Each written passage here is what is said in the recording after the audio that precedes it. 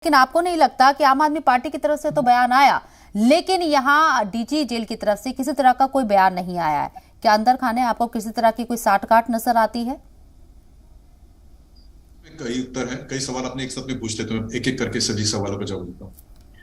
गुजरात के अंदर आम आदमी पार्टी कोई कॉग्निजेबल पार्टी है ऐसे नहीं है, इसलिए मुझे बहुत ज्यादा गुजरात के अंदर उनकी चिंता नहीं है। एक बात। दूसरी बात ऐसे कि भारतीय जनता पार्टी किसी भी विरोधक को कम नहीं समझती है, इंडिपेंडेंट कैंडिडेट्स को भी बहुत ही सीरियसली लेती है, इसलिए हम बहुत सीरियसली इलेक्शन करते हैं।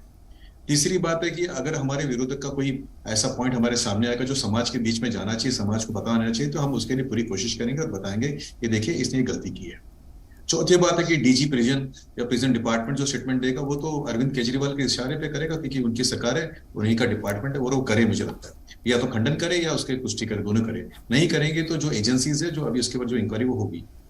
तीसरी बात है कि ये जो बात है अभी यहाँ तक तो रुकेगी नहीं, इसके बाद में इसके अंदर कोर्ट कचहरी होगी, कायदे भी होगी, इसके अंदर इन्वेस्टिगेशन भी होगी। इन्वेस्टिगेशन में जो ऑफिसर्स इसमें इन्वॉल्व थे, जो लोग अंदर दिख रहे हैं, और जो भाई साहब फिजियोथेरेपिस्ट है, मसाजर है, उनका दोस्त है, परिवार का सदस्य है, या पुलिस वाला है, या फिर जेल वाला है, या कोई आम आदमी पार्टी का कार्यकर्ता है, या किसी स्टूडियो का जर्नलिस्ट है, ये तो मुझे पता नहीं, लेकिन उनकी भी इंक्वायरी होगी, उनको भी पूछा जाएगा, उनकी तफ्तीश होगी, उसके बाद में पता चलेगा कि वो वहां पे क्या कर रहा था, किसके इंस्ट्रक्शन पे कर रहा था। लेकिन समाज के सामने ये बात आनी चाहिए कि ये आम आदमी पार्टी जो है, जो कभी लोकपाल लाने की बात कर रहे थे, उन्होंने दारू बेचने के लिए जो हवाला किया, उसमें जो पैसा कमाया, उस पैसे के कारण वो पकड़े गए। पकड़ने के बाद जो वो जेल गए, उस पैसे से इतना ऐश करे। जहां दिल्ली की जनता जो है त्रस्त है, आज पीने के लिए पानी नहीं है, हवा जो है उसमें इतना पोल्यूशन है, उसके बारे में कोई चर्चा नहीं है। यमुना का पानी साफ नहीं हुआ है।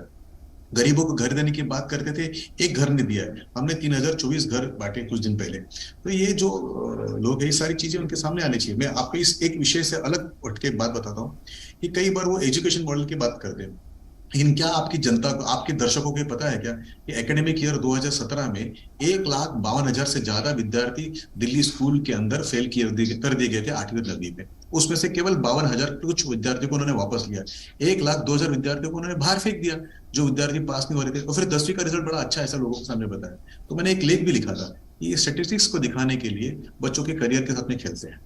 ये वही डिप्टी सीएम है जो पावर पॉइंट प्रेजेंटेशन करते हैं कि दारू किस तरह से इक्विटेबली बांटी जाए। हर वार्ड में 3 सेंटर होंगे दारू के, लेकिन हर वार्ड में 3 सेंटर होंगे जहां पीने का पानी मिलेगा।